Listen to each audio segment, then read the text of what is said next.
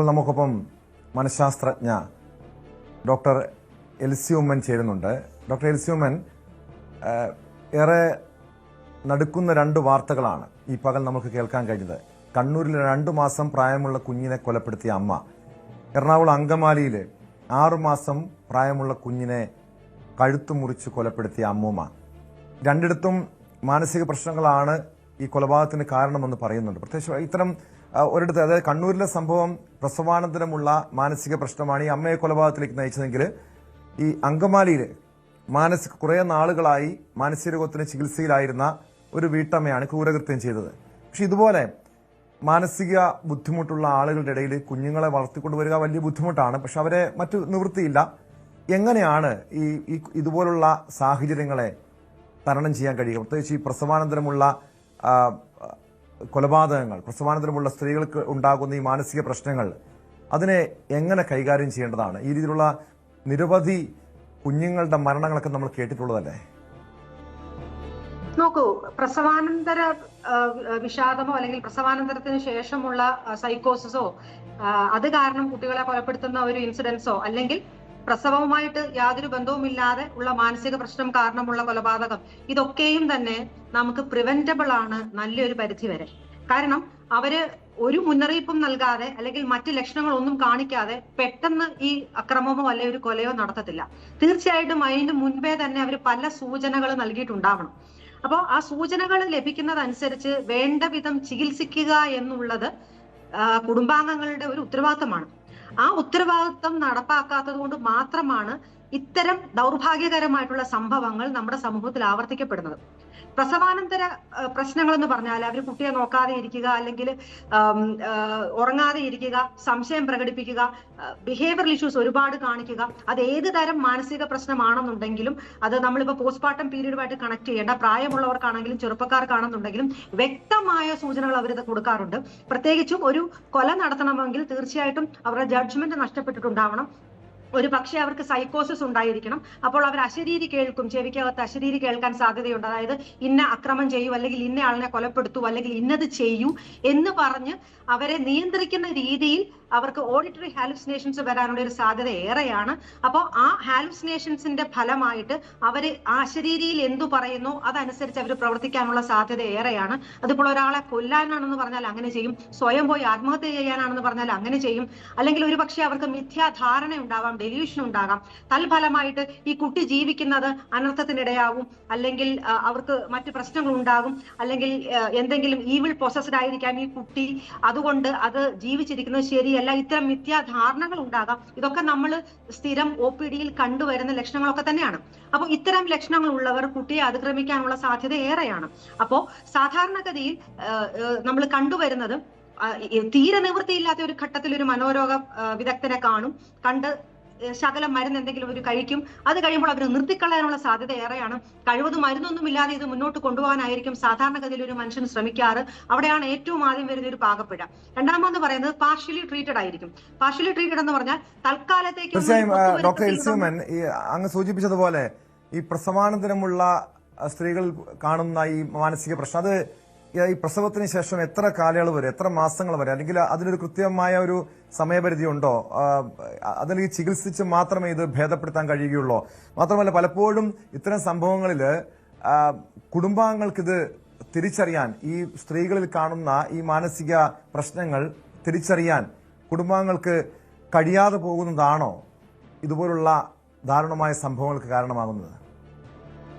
നോക്കൂ, പ്രസവാനന്തര വ്യതിയാനങ്ങൾ എന്ന് പറയുന്നത് പോസ്റ്റ്മോർട്ടം ബ്ലൂ എന്ന് പറയുന്ന ഒരു സംഗതിയുണ്ട്. പോസ്റ്റ്മോർട്ടം ബ്ലൂ എന്ന് പറയുന്നത് ഏകദേശം 80% സ്ത്രീകൾക്ക് പ്രസവാനന്തരം ഉണ്ടാകാവുന്ന 3 വ്യതിയാനങ്ങളാണ്. ഒരു പക്ഷെ ആദ്യ ഗർഭമാണെങ്കിൽ കുട്ടികളെ എങ്ങനെ നോക്കണമെന്ന് പരിചയമില്ല, എങ്ങനെ സംരക്ഷിക്കണമെന്ന് പരിചയമില്ല, സ്വാഭാവികമായിട്ടും ഉത്കണ്ഠ വരാം. അത് തന്നെയല്ല, വീട്ടിലെ സപ്പോർട്ട് സിസ്റ്റം കുറവാണെന്നുണ്ടെങ്കിൽ ഉത്കണ്ഠയുടെ ആക്കം കൂട്ടാൻ സാധ്യതയുണ്ട്.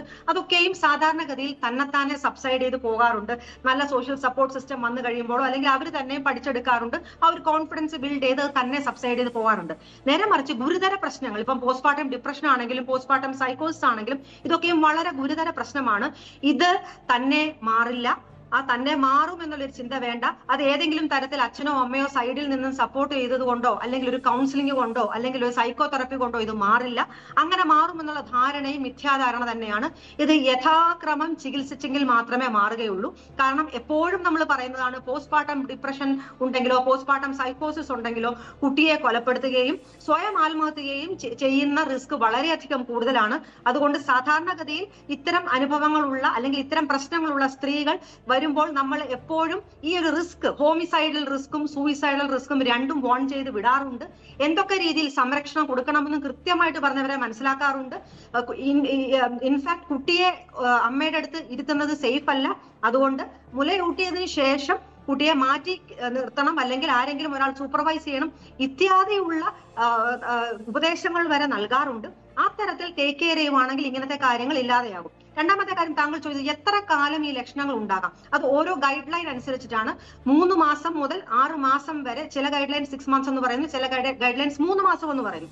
എന്ത് തന്നെയാണെന്നുണ്ടെങ്കിൽ ഇതിനുള്ളിൽ തന്നെ ഒരു പ്രകടമായ വ്യതിയാനങ്ങൾ മൂഡിലോ അവരുടെ പ്രവൃത്തിയിലോ അവരുടെ ചിന്താധാരയിലോ അല്ലെങ്കിൽ അവരുടെ ഫംഗ്ഷനിങ് ലെവലിലോ, ഫംഗ്ഷനിങ് ലെവൽ എന്ന് പറയുമ്പോൾ അതിനകത്ത് ഭക്ഷണം കഴിക്കുന്നതും രാത്രി കിടന്ന് ഉറങ്ങുന്നതും കുട്ടിയെ നോക്കുന്നതും അല്ലെങ്കിൽ മറ്റു ജോലിയിൽ വ്യാപൃതരായിരിക്കുന്നതും, ഇൻഫാക്ട് പേഴ്സണൽ ഫംഗ്ഷനിങ് മുതൽ സോഷ്യൽ ഫംഗ്ഷനിങ് വരെ മറ്റുള്ളവരുമായിട്ട് എങ്ങനെയാണ് ഇടപഴകുന്നത്, ഇതെല്ലാം ഈ മേഖലയിലെല്ലാം തന്നെ അവര് പ്രകടമായ വ്യതിയാനങ്ങൾ കാണിക്കുമെന്നുള്ളത് നിസ്തർക്കമാണ്. അപ്പോൾ ഇത്തരം പ്രകടമായ വ്യതിയാനങ്ങൾ കാണിക്കുമ്പോൾ അത് വേണ്ട രീതിയിൽ തന്നെ അത് അഡ്രസ് ചെയ്ത് ചികിത്സിക്കുക എന്നുള്ളതാണ് ഇവിടെ ഏറ്റവും പ്രധാനപ്പെട്ടത്. അപ്പോൾ ലക്ഷണങ്ങൾ ഇല്ല എന്ന് പറഞ്ഞാൽ അത് ഒരിക്കലും ശരിയല്ല. പ്രത്യേകിച്ചും ഹോമിസൈഡൽ റിസ്ക്കും സൂയിസൈഡൽ റിസ്ക്കും ഉള്ളവർ തീർച്ചയായിട്ടും ലക്ഷണങ്ങൾ കാണിച്ചിരിക്കും.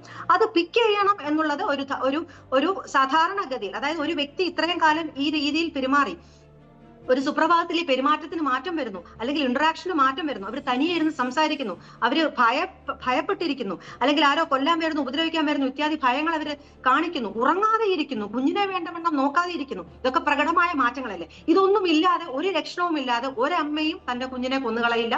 ഒരു ലക്ഷണവും ഇല്ലാതെ കുഞ്ഞുങ്ങളോട് എന്തുകൊണ്ടാണ് ഈ രീതിയിൽ അവർ പെരുമാറുന്നത്? കുഞ്ഞുങ്ങളെ എന്തുകൊണ്ടാണ് കൊലപ്പെടുന്നത്? കാരണം മാനസിക പ്രശ്നങ്ങളുള്ള പലരും വീട്ടിൽ ഒരു കുഞ്ഞുണ്ടാകുമ്പോൾ ആ കുഞ്ഞിനെ കൊലപ്പെടുത്തി, അതാണ് നമുക്ക് ഈ അങ്കമാലി കറുകുറ്റിയിലും സംഭവിച്ചതെന്നാണ് മനസ്സിലാക്കാൻ കഴിയുന്നത്. അതായത് അമ്മൂമ്മയ്ക്കൊപ്പം കിടന്നുറങ്ങിയായിരുന്ന 6 വയസ്സുള്ള കുഞ്ഞിനെയാണ് ആ അമ്മൂമ്മ കഴുത്തു മുറിച്ച് കൊന്നത്. അതിനുശേഷം അവർ ആത്മഹത്യക്ക് ശ്രമിച്ചു. ഇപ്പോൾ ഗുരുതരാവസ്ഥയിൽ ആശുപത്രിയിലാണ്. അതും ഈ രീതിയിലുള്ള മാനസിക പ്രശ്നം തന്നെയായിരിക്കുമോ ഈ രീതിയിലുള്ള ഒരു ക്രൂരകൃത്യത്തിന് ആ വീട്ടമ്മയെ പ്രേരിപ്പിച്ചതും? തീർച്ചയായിട്ടും അതിനുള്ള സാധ്യതയാണ് ഏറെ ഉള്ളത്. കാരണം ഇതൊരു നമ്മള് മിക്കവാറും എല്ലാ ഇൻസിഡൻസസിലും OP കാണുന്ന ഒരു സാഹചര്യം തന്നെയാണ്. അതായത് കൊലപാതകത്തിന്റെ ഒരു റിസ്ക് ഉണ്ട്. അതാണ് ഞാൻ പറഞ്ഞത്, ഹോമിസൈഡിന്റെ ഒരു റിസ്ക് ഉണ്ട്, ഹോമിസൈഡ് നടത്തിയതിനു ശേഷം സൂയിസൈഡിന്റെ ഒരു റിസ്ക് ഉണ്ട്.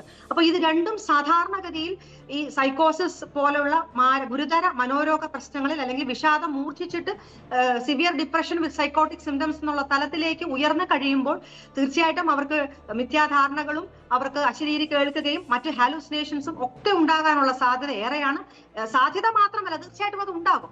അപ്പോൾ അതിന്റെ ഫലമായിട്ട് അവര് അറ്റാച്ച് ചെയ്ത് വെച്ചിരിക്കുന്ന ബിലീഫ് സിസ്റ്റം, ചിലപ്പോൾ കൂടെ ഉറങ്ങിയിരിക്കുന്ന കുട്ടിയെ ആയിരിക്കും, ചിലപ്പോൾ അന്നേരമായിരിക്കും അശരീരി കേൾക്കുന്നത് എന്തെങ്കിലും ചെയ്ത് കളയാനായിട്ട്. അപ്പൊ അടുത്ത് ഉറങ്ങുന്നത് കുട്ടിയായിരിക്കും. അത് തന്നെയല്ല, കുട്ടിക്ക് റെസ്പോൺസ് ചെയ്യാൻ, തിരിച്ചടിക്കാനോ തിരിച്ച് പ്രതികരിക്കാനോ ശേഷി കുറവാണ്. അതുകൊണ്ട് നമ്മൾ മനസ്സിലാക്കണം.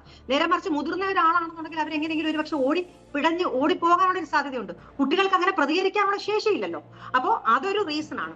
രണ്ടാമത്തേന്ന് പറഞ്ഞിട്ടുണ്ടെങ്കിൽ പ്രസവാനന്തരം സംഭവിക്കുന്ന എന്താണെന്ന് വെച്ചാൽ അവരുടെ ആ ഡെല്യൂഷൻ, അവരുടെ ഒരു മിഥ്യാധാരണ സാധാരണഗതിയിൽ അവരുടെ പ്രിയപ്പെട്ടവരുമായിട്ട് കണക്ട് ചെയ്താകാനുള്ള സാധ്യത ഏറെയാണ്. അത് തന്നെയല്ല, വിഷാദം മൂർച്ഛിച്ചിട്ടാണെങ്കിൽ ഒരു അമ്മ സ്വാഭാവികമായിട്ട് ചിന്തിക്കുന്നത്, ഞാൻ ആത്മഹത്യ ചെയ്യുകയാണെന്നുണ്ടെങ്കിൽ കുട്ടിക്ക് ആരുമില്ലാതെയാവും, കുട്ടി ഒരു ബേർഡനാകും, മറ്റുള്ളവർക്ക് ഒരു ഭാരമാകും. അത് തന്നെയല്ല, കുട്ടിക്കും എന്നെ പോലെ മറ്റു പ്രശ്നങ്ങൾ ഉണ്ടാകാനുള്ള നേരിടാനുള്ള ഒരു സാധ്യതയുണ്ട്. അതുകൊണ്ട് കുട്ടിയെ കൊന്നിട്ട് ഞാനങ്ങ് ആത്മഹത്യ ചെയ്ത് കളയാം എന്നുള്ള തരത്തിൽ ചിന്തിക്കുന്ന അമ്മമാരും ഉണ്ട്, പ്രത്യേകിച്ചും വിഷാദം കൂടി കഴിയുമ്പോൾ.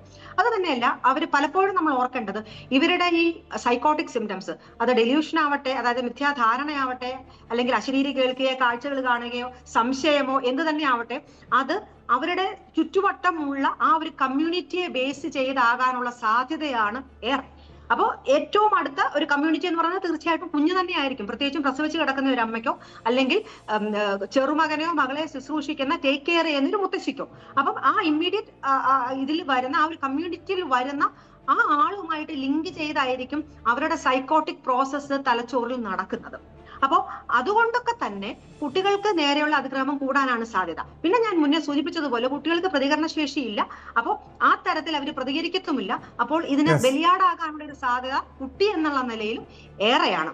എന്ത് തന്നെയാണെങ്കിലും ഇതൊക്കെ ഈ രണ്ട് ഇൻസിഡൻസസും വേണ്ട രീതിയിൽ അതിനെ അഡ്രസ്സ് ചെയ്തിരുന്നെങ്കിൽ, അല്ലെങ്കിൽ പെരുമാറ്റ പ്രശ്നങ്ങളെ യഥാക്രമം ചികിത്സിച്ചിരുന്നെങ്കിൽ ഇത് നമുക്ക് തീർച്ചയായിട്ടും ഒഴിവാക്കാമായിരുന്ന സംഗതിയാണ്. കാരണം മനോരോഗം വന്നു എന്ന് കണ്ട് നാളെ ഒരു കൊലപാതകമോ അല്ലെങ്കിൽ വ്യക്തമാണ്. ഡോക്ടർ എൽസി ഉമ്മൻ ആണ് ഇപ്പോൾ ഇതുമായി ബന്ധപ്പെട്ട ആശയങ്ങൾ പങ്കുവച്ചത്, അഭിപ്രായങ്ങൾ പങ്കുവച്ചത്. വളരെയധികം നന്ദി ഡോക്ടർ എൽസി ഉമ്മൻ. അങ്ങ് സൂചിപ്പിച്ചതുപോലെ ഒരു കൃത്യമായ ഈ മാനസിക പ്രശ്നം തിരിച്ചറിഞ്ഞൊരു ചികിത്സ നൽകിയിരുന്നുവെങ്കിൽ ഇതുപോലുള്ള ദാരുണമായ സംഭവങ്ങൾ ഒഴിവാക്കാമായിരുന്നു എന്നാണ് പറയുന്നത്. ഒരുപക്ഷെ പ്രസവാനന്തരം പല സ്ത്രീകളിലും ഉണ്ടാകുന്ന പ്രശ്നമാണിത്. ഇതുപോലുള്ള മാനസിക ബുദ്ധിമുട്ടുകൾ, അക്രമ സ്വഭാവങ്ങൾ അത് തിരിച്ചറിഞ്ഞ് ചികിത്സിക്കാനുള്ള കൃത്യമായ ഇടപെടലുകൾ കുടുംബാംഗങ്ങളുടെ ഭാഗത്തു നിന്നാണ് ഉണ്ടാകേണ്ടത്.